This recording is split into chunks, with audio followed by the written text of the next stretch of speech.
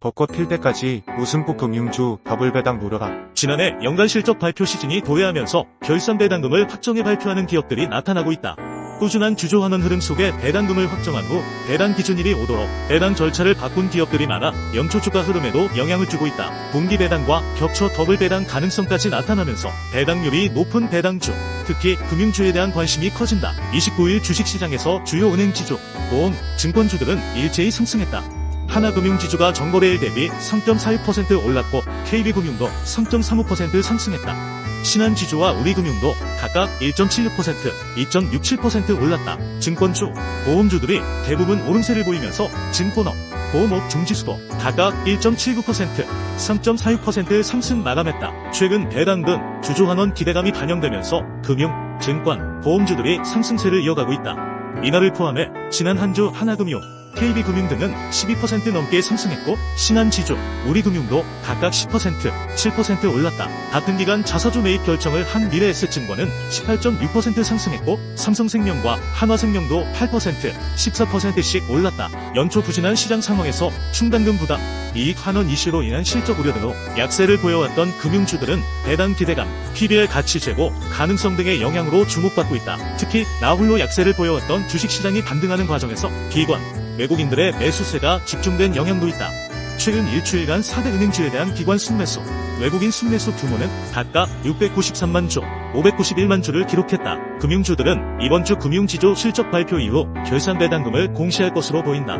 특히 지난해 결산 배당의 경우 주주총회 이후 배당 기준일이 결정될 것으로 보이는데 시장 예상으로는 실적이 다소 부진하더라도 지난해 수준이나 그 이상의 배당금을 유지할 것으로 보인다. 은행주들의 경우 분기 배당으로 1분기 배당 역시 진행하게 돼 결산 배당과 분기 배당을 함께 받을 수 있는 더블 배당도 기대된다.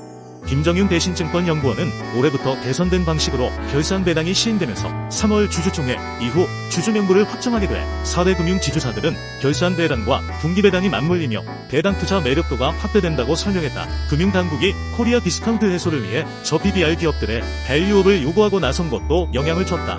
은행주들의 평균 PBR은 0.34배로 PBR 이외에 크게 못 미치고 있기 때문이다. 미국, 일본 등 해외 반도체 종목이 담긴 상장지수 펀드 상품들이 국내 반도체주를 편입한 ETF에 비해 연초 이후 수익률 성적에서 악승을 거둔 것으로 나타났다. 엔비디아 등 해외 반도체 대표 종목들이 올해 들어 20% 이상 급등세를 탄 데 비해 삼성전자, SK하이닉스 등 국내 반도체 대표주들은 좀처럼 힘을 쓰지 못했던 차이가 ETF 수익률 차별화로 이어진 것이다. 30일 한국거래소와 삼성증권에 따르면 지난 225일 수익률 상위권 ETF 종목을 살펴본 결과 인버스 및 레버리지 상품을 제외하고 수익률 10% 이상을 낸 상품은 모두 해외 반도체, 인공지능 종목을 위주로 한 관련 테마 ETF로 나타났다. 이들 종목은 총 8개로 수익률 상위 18위를 나란히 차지했다. 최고 수익률을 낸 상품은 코세프 글로벌 AI 반도체로 연초 이후 수익률이 16.5%에 달했다. 이 상품은 독일 지수 제공업체 솔렉티브가 산출하는 솔렉티브 글로벌 AI 세미컨덕터 인덱스를 기초지수로 상고, 미국, 유럽, 한국 등에 상장된 AI 반도체 관련 글로벌 기업에 투자하는 상품인데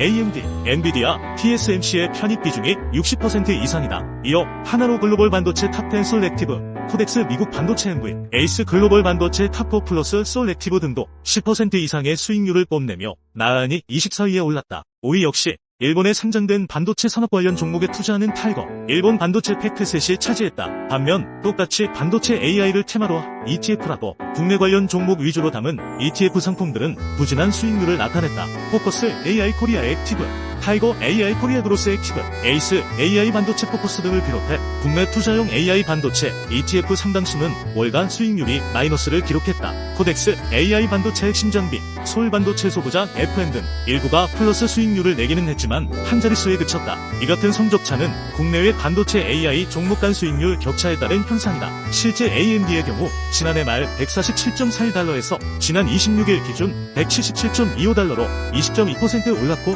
같은 기간 엔비디아도 495.22달러에서 610.31달러로 23.2% 상승한 상태다. 이처럼 해외 반도체 종목이 연초 이후 급등하자 개별 종목 투자에 뒤늦게 뛰어들기에 부담을 느낀 투자자들이 이들 종목을 편입한 ETF를 선택하는 경우도 많았다. 반면 국내 대표 반도체 종목인 삼성전자와 SK하이닉스는 같은 기간 각각 78,500원에서 73,400원으로 141,500원에서 136,000원으로 오히려 주가가 내려간 상태다. 금융투자업계에 따르면 삼성전자와 SK하이닉스가 국내 투자용 반도체 AI 관련 ETF에 편입된 규모는 각각 4,600억 원대에 이른 만큼 이들 개별 종목의 주가 약세는 ETF 상품 수익률 저조로 이어질 수밖에 없는 구조다. 고영민 다우투자증권연구원은 지난해 연말 국내 반도체 종목의 빠르고 강한 반등은 엔비디아 실적 등 AI 관련 이벤트에서 비롯됐다며 현재는 그 이상의 이벤트가 없는 상황에서 올해와 내년 실적 전망치 상승세가 정치하자 밸류에이션에 부담이 생긴 것 같다라고 분석했다. 전기차 업황이 나빠졌지만 차별화된 기술력으로 새 고객을 확보해 올해 수주 실적을 지난해보다 20% 늘리겠습니다.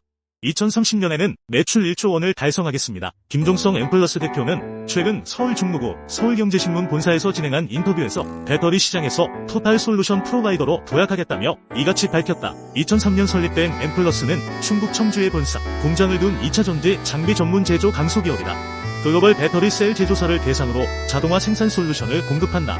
특히 배터리 부품을 자르고 쌓고 용접하는 등 일련의 조립 공정 관련 장비 분야에 강점을 가졌다. 김 대표는 배터리 안에 들어가는 양극판, 음극판을 안정적이면서도 빠른 속도로 쌓을 수 있는 기술 특허를 보유하고 있다면서 이 기술을 처음 개발했을 당시에는 분당 60장을 적재할 수 있었는데 지금은 300장으로 생산성을 5배나 개선했다고 말했다. 엠플러스는 국내와 해외를 합쳐 총 82건의 특허건을 등록했고 34건을 출원했다. 끊임없는 기술 혁신에 뛰어든 우수한 연구 인력이 있다. 전체 임직원 364명 중 연구개발 담당 인력이 208명으로 약 60%에 달한다. 이 중 핵심 연구진은 삼성 SDI 출신으로 20년 이상 2차 전지 분야한 우물만 파왔다. 김 대표는 제조업 연구 인력을 구하기가 하늘의 별 따기인데 교육에 힘쓰며 역량을 높이도록 공들이고 있다면서 연 매출의 5% 수준을 R&D에 투자하고 있다고 설명했다. 중국 장비 업체들과의 경쟁에 대해선 자신감을 드러냈다. 김 대표는 중국에선 2010년대에 들어서야 2차 전지 자동화 장비를 생산하기 시작했기 때문에 기술 격차가 10년이나 된다면서 중국의 저가 수주로 인해 경쟁이 치열해지고 있는 건 사실이지만 매년 신규 고객사를 56곳 확보하고 있다고 강조했다. 엠플러스는 2022년과 2023년 2년 연속으로 3천억 원 이상 수주했다. 올해 수주액은 전년 대비 20% 수준 늘리겠다는 목표다. 글로벌 전기차 배터리 업체들이 수요 둔화로 인해 투자를 줄이는 와중에도 실적 성장을 전망한 셈이다. 김 대표는 배터리 장비 시장은 당장의 시황보다는 미래의 공장 가동 시점에 더 영향을 받는다면서 3년 후 2차 전지 시장을 긍정적으로 전망하는 글로벌 업체들이 잇따라 장비 발주를 하고 있다고 기띔했다. 그러면서 차세대 전지인 전고체 배터리, 리튬 메탈 배터리 관련 장비도 개발하고 있다고 덧붙였다. 김 대표는 2030년 매출 1조 원을 일궈내겠다는 과감한 청사진을 제시했다. 지난해 3분기 누적 매출로 전년 동기 대비 340% 급진한 1958억 원을 기록하는 등 본격적인 성장 궤도에 올라탔다는 판단에서다. 수주 확대에 대응하기 위해 공장 증설도 추진 중이다. 현재 청주 국사산업단지 네오만 2894제곱미터 규모의 부지를 매입한 상태다. 김 대표는 지금 가동 중인 자사 공장 부지의 3배 규모를 확보했다면서 설비 증설 및 R&D 투자를 확대하고 주요 배터리 시장인 유럽과 미국에서 영업력을 집중해 안정적인 매출 성장세를 이어갈 것이라고 말을 맺었다. 한편 엠플러스와 함께 국내 조립 공정 장비업체로는 PNT, 하나기술, 유일에너테크, DENT, 필에너지 등이 있다.